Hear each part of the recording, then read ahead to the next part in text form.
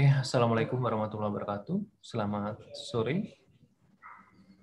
Salam sejahtera. Waalaikumsalam. Ya, salam sejahtera buat kita semua. Dan terima kasih untuk kesediaan Asep hari ini udah bersedia untuk presentasi hari ini. Dan nanti presentasinya akan saya akan linkkan dengan di layar. Nanti coba presentasikan sebaik mungkin dari apa yang sudah Asep bikin. Dan nanti kita akan garis bawahi apa aja sih poin penting yang akan jadi pembahasan di Asep. Nah, mungkin kita bisa diskusi sama-sama nanti. Dan di mana ada flashback-nya, nanti bisa mana yang belum jelas dan sebagainya, nanti bisa kita konsultasikan. Nah, untuk bisa lebih baiknya, Asep untuk bisa memperhatikan nanti dari apa yang sudah Asep bikin. Sudah terlihat di depan layar? Sudah, Pak. Sudah, Pak. Oke, Asep, tak kasih waktu untuk sebaik mungkin bisa presentasikan dari untuk perkenalkan diri sampai untuk topik yang akan kamu bahas hari ini. Saya persilakan Asep. Baik, Pak. Baiklah, bismillahirrahmanirrahim. Assalamualaikum warahmatullahi wabarakatuh. Waalaikumsalam warahmatullahi wabarakatuh. Asep Sabra Nugraha, NIM 217010126, kelas 73 pagi manajemen. Sini saya ingin mempresentasikan makalah saya yang kemarin berjudul Inovasi Industri. Di poin A, inovasi industri. Inovasi industri merupakan industri yang menggunakan sumber daya yang terbarukan, dapat memberikan kontribusi di beberapa aspek kehidupan, tidak hanya dari sudut pandang ekonomi semata, tetapi juga ditinjau dari dampak positif yang ditimbulkan, terutama bagi peningkatan citra dan identitas bangsa atau perusahaan itu sendiri, menumbuhkan motivasi dan kreativitas anak bangsa, serta dampak sosial budaya. Menurut Departemen Perdagangan RI tahun 2009, inovasi industri adalah industri yang berasal dari pemanfaatan kreativitas, keterampilan, serta bakat individu untuk menciptakan kesejahteraan dan lapangan pekerjaan dengan menghasilkan. Bentar. Ini hilang, Pak, ininya, Pak.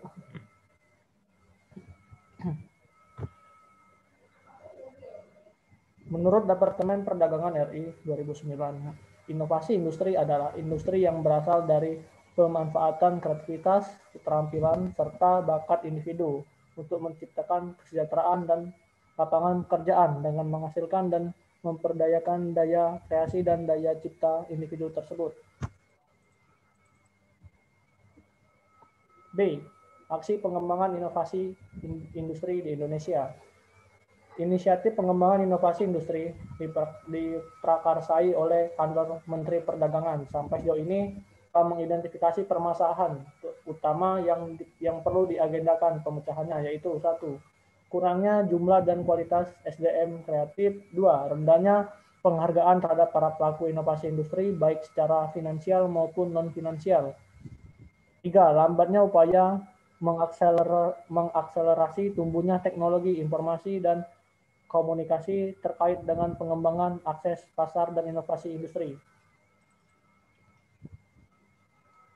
Berbagai macam alasan mengapa inovasi industri perlu dikembangkan di Indonesia, yaitu 1. Kontribusi ekonomi, 2. Iklim bisnis, 3. Pencitraan dan identitas bangsa, 4. Inovasi dan kreativitas, 5. Ide dan gagasan, yang keenam dampak sosial. Oke, Sep, udah kamu jelaskan beberapa tadi dan akan masuk ke dalam pembahasan ini di mana terkait inovasi industri. Nah, di dalam inovasi industri itu ada peluang dan tantangan yang harus dihadapi. Apa saja sih yang menjadi peluangnya dan apa yang menjadikan tantangannya? Dua aja yang kamu sebutkan, tapi udah kasih dengan sebuah ekspektasi pada sebuah contoh kayak gitu. Boleh dijelaskan dan langsung dikasih contohnya apa? Ya, Pak. Di sini di poin peluang inovasi industri. Ini kan bagi para pelaku inovasi industri, keberagaman sosial kultural dapat menjadi sumber inspirasi yang tidak pernah kering. Contohnya di mana kita dapat melihat bahwa masyarakat lokal maupun internasional akan tertarik apabila menonton pergelaran budaya yang telah mendapatkan sentuhan lebih modern dan populer dari desainer, arsitek, komposer musik dan geografi. Usaha-usaha pemanfaatan kearifan serta warisan budaya Indonesia perlu diperhatikan dan kerja sama antara pemerintah dengan pelaku industri kreatif, sehingga warisan budaya Indonesia bisa dikenal oleh masyarakat luas. Ini Pak, maksudnya ini misalnya kan kita mau mengadakan suatu pertunjukan, yang jelas kita harus bisa membaca peluang. Misalnya kan orang luar ini senang dengan contoh tari reok Ponorogo atau yang biasa sering kita sebut itu tari kuda lumping. Nah, dengan kita bisa membaca peluang dan juga dengan inovasi yang dimiliki oleh para pemain maupun oleh para pemainnya, jadi kan geografer atau tariannya bisa diinovasi yang gitu aja, dan juga nggak juga musik-musik yang gitu aja, dan bisa kita kita kita kolaborasi dengan tarian yang ngetrend atau yang gimana itu Pak. Jadi kan penonton itu bisa lebih tertarik lah dengan apa yang kita tampilkan ke orang lain Pak. Itu peluangnya Pak.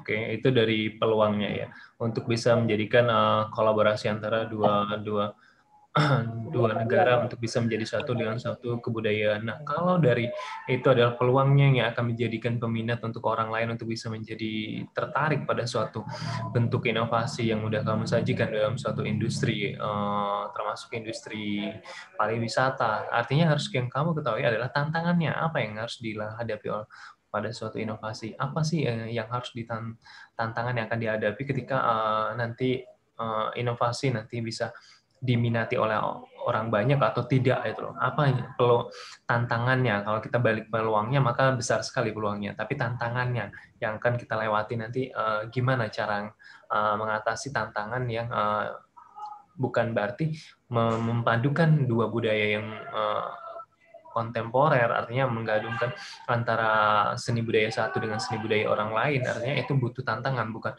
hanya satu negara yang itu pasti akan ditelaah oleh lebih banyak. Nah, tantangannya apa yang pasti akan dihadapi dan bagaimana cara mengatasinya? Kalau untuk tantangan Pak, mungkin kita dari sumber dari SD sendiri Pak. Mungkin kalau penarinya ingin lebih maju lagi melestarikan budaya reok itu di dunia internasional, yang jelasnya SDM tersebut harus mempunyai inovasi dan kreativitas yang tinggi. Maka dari itu harus perlunya adanya kesadaran bahwasanya untuk toh kita harus berubah dan kita harus harus lebih maju lagi dari sekarang. Karena kan sekarang banyak juga usaha-usaha yang berkolaborasi dengan misalnya kayak makanan tempe kan Pak, dia dibuat lebih modern lagi. Nah, kita juga harus ikut, walaupun kita di dalam dunia pariwisata, khususnya di tari, mungkin kan di reok, kita harus juga mengkolaborasi antara tari ini dengan tari ini yang akan dijadikan satu Pak. Mungkin dari tantangannya yang pertama itu SDM-nya harus harus mempunyai niat untuk maju ke depannya. Yang kedua mungkin untuk penggabungan kedua tarian itu mungkin lumayan susah Pak, karena kan itu harus ada perlunya kayak geografer yang bagus, yang mana yang nggak bagus atau digabungkan kan nanti takutnya jelek. Jadi harus sebisa mungkin pergerakan itu harus dipilih-pilih biar lebih bagus lagi Pak. Biar biar tarian tersebut lebih enak dilihat, lebih enak diminati lah oleh masyarakat luas Pak. Oke. Jadi menurutmu adalah sumber daya manusianya atau penarinya yang harus kreatif.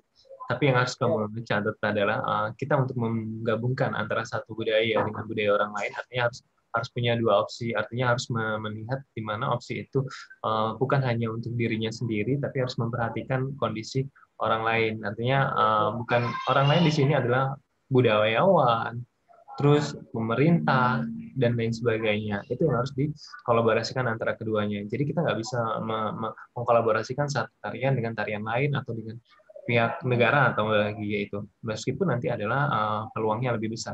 Tapi yang harus dilihat adalah kita harus gabungkan dulu, kita harus berunding dulu dengan berapa pihak. Artinya bukan hanya penari saja, tapi dari pihak budayawan, terus pihak unsur-unsur terkait, baik industri, baik etika dan sebagainya itu harus dijaga. Nah, itu harus dikembangkan. Nah, itu adalah tantangan yang harus besar. Bagaimana nantinya harus menjelaskan bahasanya ini adalah peluang, bukan hanya sebagai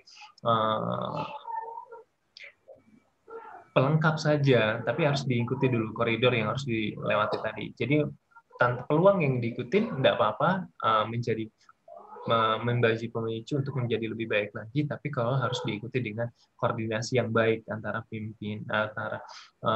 si pengelola dengan budayawan atau pemerintah setempat. Itu yang harus kalau mau bergerak pada suatu pariwisata tadi. Jadi bukan hanya kita menggabungkan diri sendiri, tapi tidak memperhatikan baik nilai estetikanya dan lain sebagainya, itu harus diperhatikan kalau kamu akan menyoroti pada suatu bidang pariwisata ya.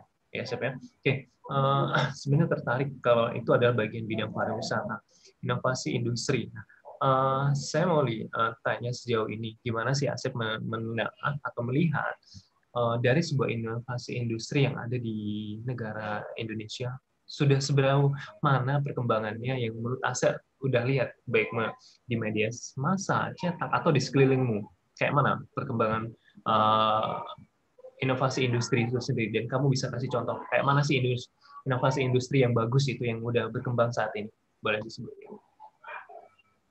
Kalau untuk di Indonesia Pak, mungkin inovasi industrinya lumayan besar lah perkembangannya kan, lumayan lumayan maju inovasi industri. Kita ambil contoh saja makanan. Sekarang kan banyak perusahaan makanan yang ngambil makanannya yang mungkin dari tidak semua orang tidak nyangka bahwasanya makanan tersebut bisa diolah maupun bisa dibuat cemilan yang enak. Kita ambil contoh juga misalnya keripik kulit pisang kan, keripik kulit pisang ini kan kebanyakan orang nggak mengetahui bahwasanya kulit pisang itu sendiri bisa diolah dan bisa dibuat suatu cemilan maupun makanan yang enak. Nah, jadi menurut saya perusahaan di Indonesia itu mungkin sudah mulai melakukan inovasi, khususnya misalnya yang saya lihat banyaknya di cemilan maupun olahan makanan, Pak, karena kan sudah banyak varian-varian makanan yang berbeda-beda yang nggak disangka bisa dibuat makanan. Contohnya saja seperti tadi kulit pisang kan, kebanyakan orang kan mungkin nggak mengetahui bahwasannya kulit pisang itu nggak bisa dimakan. Ternyata kan kulit pisang itu banyak juga manfaatnya dan juga bisa dijadikan olahan makanan. Nah, mungkin itu Pak. Dan juga seperti perusahaan Samsung Pak, perusahaan Samsung itu pertama kalinya itu memproduksi mie. Tapi kelamaan mungkin dengan adanya inovasi dan perkembangan dan kreativitas dari perusahaan itu sendiri, dari karyawan-karyawannya sendiri, dia menghasilkan suatu elektronik Pak. Dan sekarang perusahaan Samsung juga sudah menguasai pasaran internasional maupun di Indonesia juga.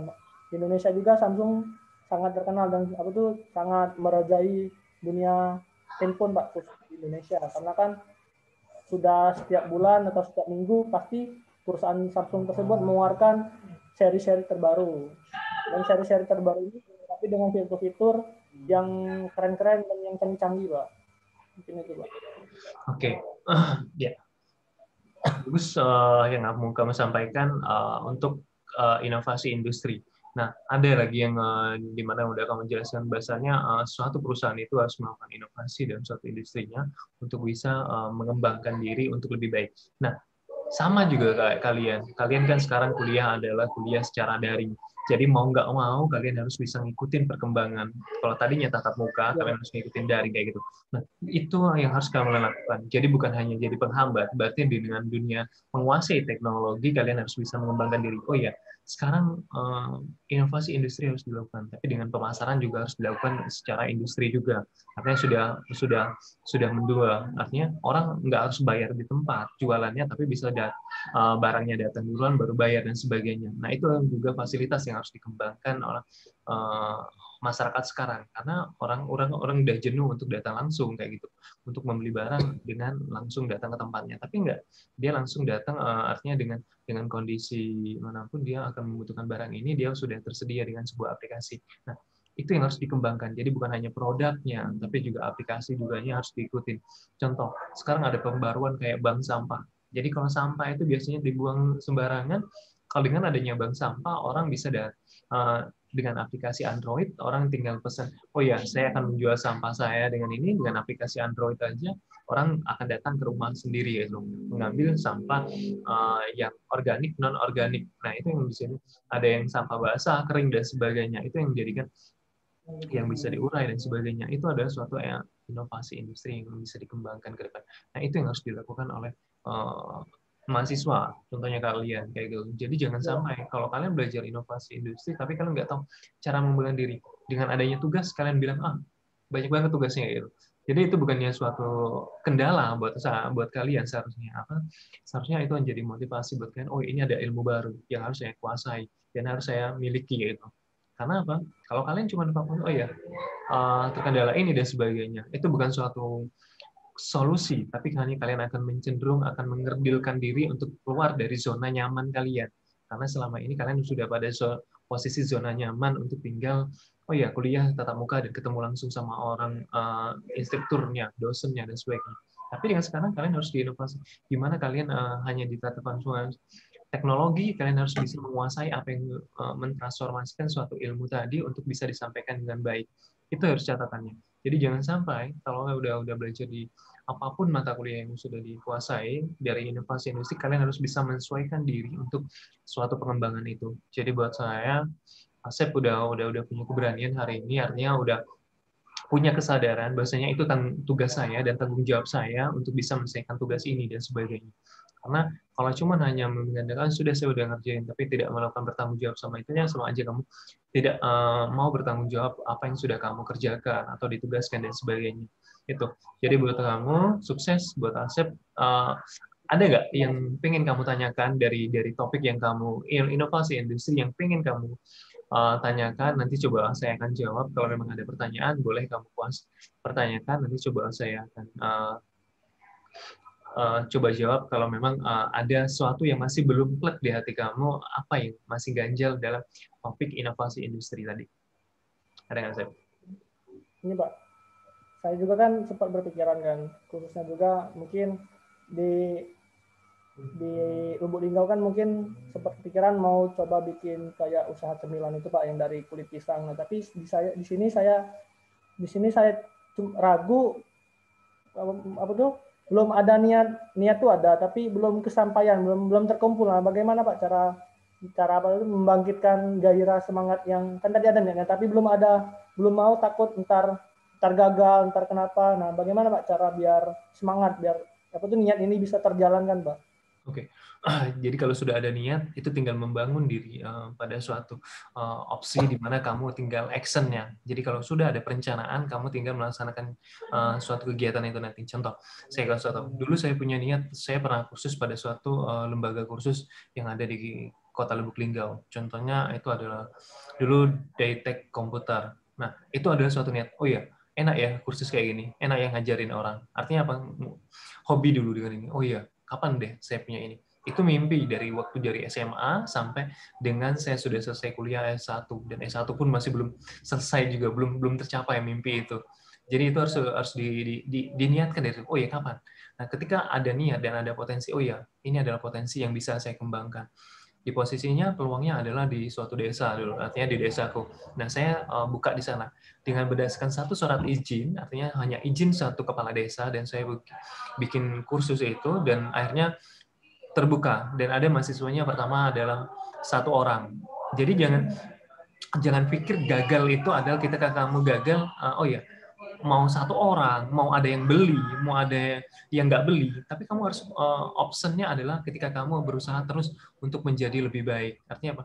Oh ya, ini yang akan saya kembangkan. Jadi kamu harus menggali diri, apa sih kurangnya dari suatu produk?